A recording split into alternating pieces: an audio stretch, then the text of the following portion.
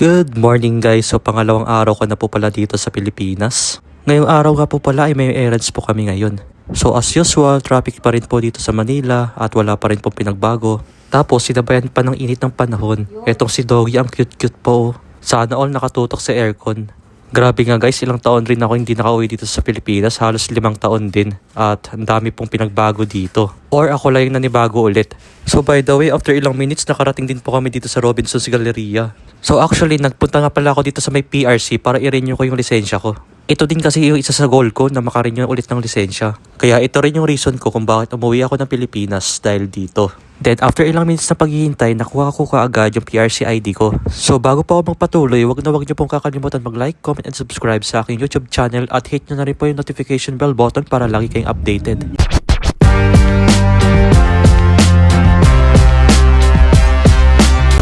Yes! Oh. Kulang kasi yun. Kaya nakabili. Dalawang cup. Hello? So, ang arrested tita. 19 years na ba naman ako nagtitinda? Ay, tagal na po kuya. Dito ka lang Yes. sa Mandaluyong? Opo, ang dali lang. Ay, we. Dito lang po, ay, perme lang po yung pwesto yun. Mandaluyong din. Saan barangay mo? Nakuha ko na eh. Tapos may phone sila dito. Thank you, kuya. Pero di marunong. Kuya, ito po. Siyempre, ano lang? Okay, keep the change po. Sa inyo na po. Keep the change po kuya. Ingat po. Nasabi ko kay Lord na pag-ulan natin. Tinatakaw ko yun eh. Binagasasit to. So after namin magpahinga, lumabas po na ulit kami at sumakay sa tricycle papunta sa kinaroroonan. Grabe nga din guys, nakakamiss sumakay ng tricycle. So time check nga po pala guys, alas 5 na po ng hapon dito sa Pilipinas. At ito po yung time na papunta po kami ng Greenbelt. Dahil nga po first time ko lang po pumunta ng Greenbelt sa buong buhay ko guys. Kaya di ko pa alam kung anong itsura doon sa loob. Halos ngayong araw po ay wala po kaming masyadong pahinga.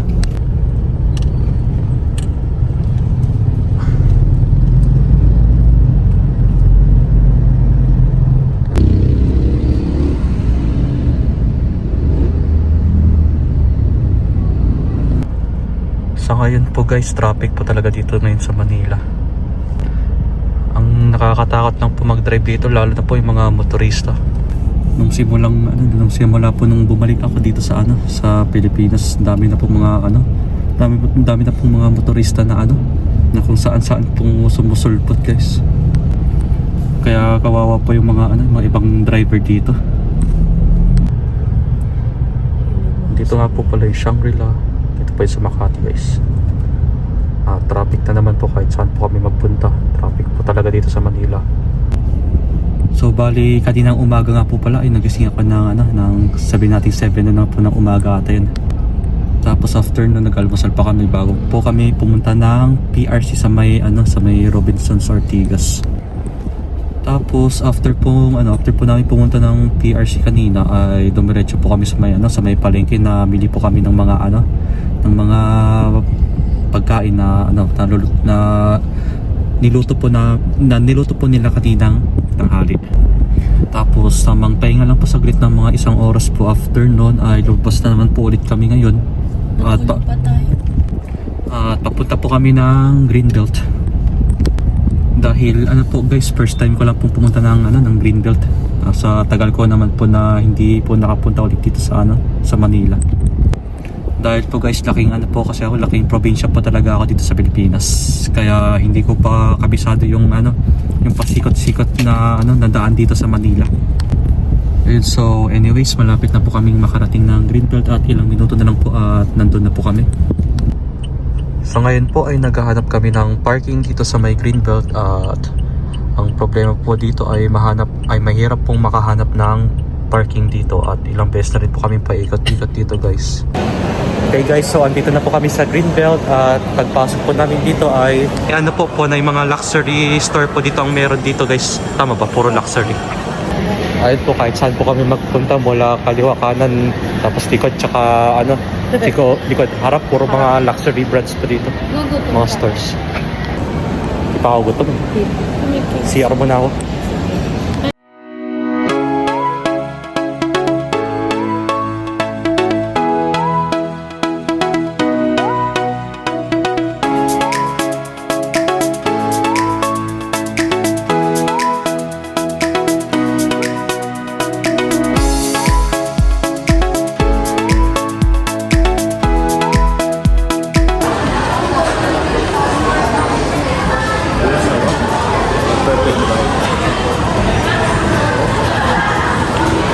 Good morning guys. So ito po yung katuloy ng vlog ko nung kahapon. So pangatlong araw ko na po dito sa Pilipinas. Ayun po, nung-feel ko po medyo pagod pa din po ako dahil po sa dahil pa rin po sa epekto ng jet lag.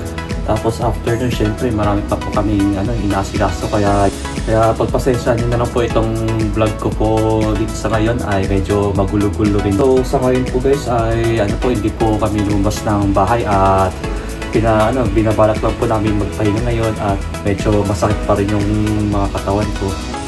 Dahil po guys, ang dami rin po namin ginawa. After namin sa airport, syempre may pinuntahan pa po kami. Tapos nung kahapon po na pangalawang araw ko po dito sa Pilipinas ay nagpunta pa po ako ng PRC para ma-i-renew ko po yung lisensya ko. Then after ko pong magpa-renew ng lisensya ko sa PRC ay umuwi muna kami dito sa Saglit. Hindi pa. Namalengke pa kami ng mga pagkain. Yung kinain po namin nung kahapon, yun po yung pinamalengke. Tapos after po namin namalengke ay nakapagpahinga muna po kami dito sa bahay.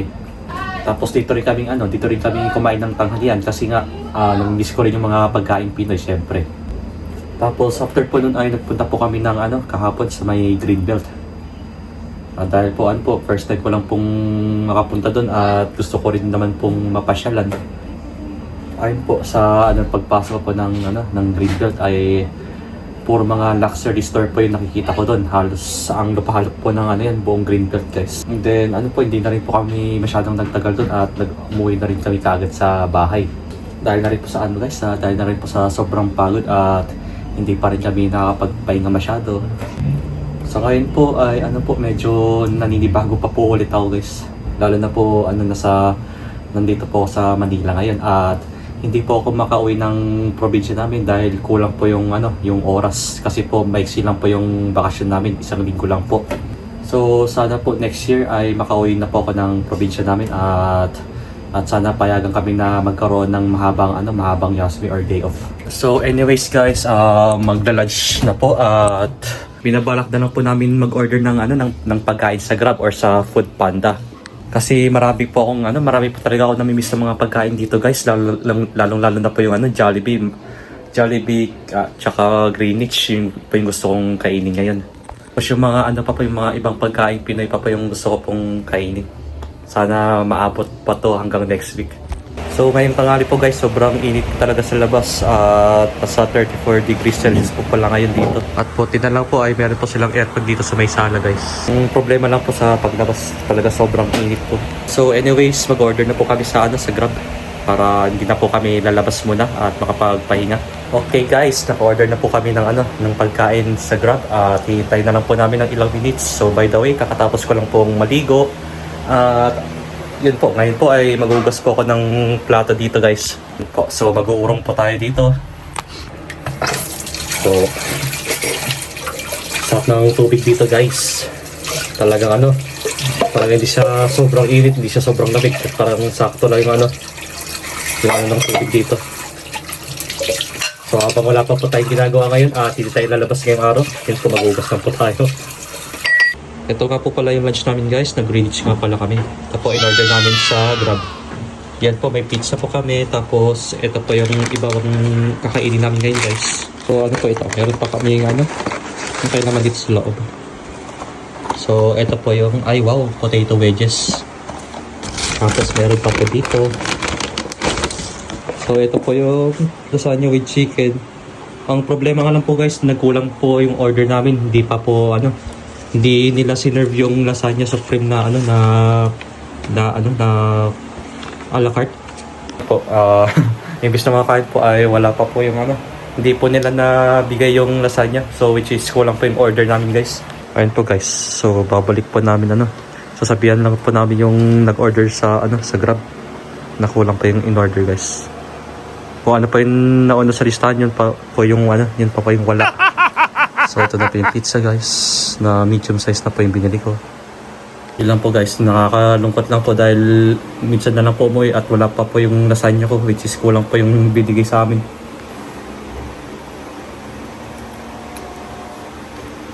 So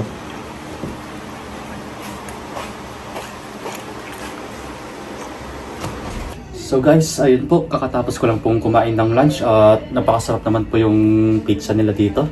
Dahil po after ilang years, nakakain ulit po ako ng Greenwich, which is isa po ito sa namimiss ko maliban kay Jollibee. So anyways, abangan nyo na lang po yung next na vlog ko at itatry ko po yung best ko para makapag-vlog ulit ako dito sa Pilipinas. Kahit na sobrang busy lang po ako ngayon at ayun po. Hanggang dito na lang muna po tayo at bago po ako magtapos, huwag niyo pong kakalimutan mag-like, comment, and subscribe sa aking YouTube channel at hit nyo na rin po yung notification bell button below para lagi kayong updated. So hanggang dito na lang muna po tayo guys. Ingat po kayo. Channel.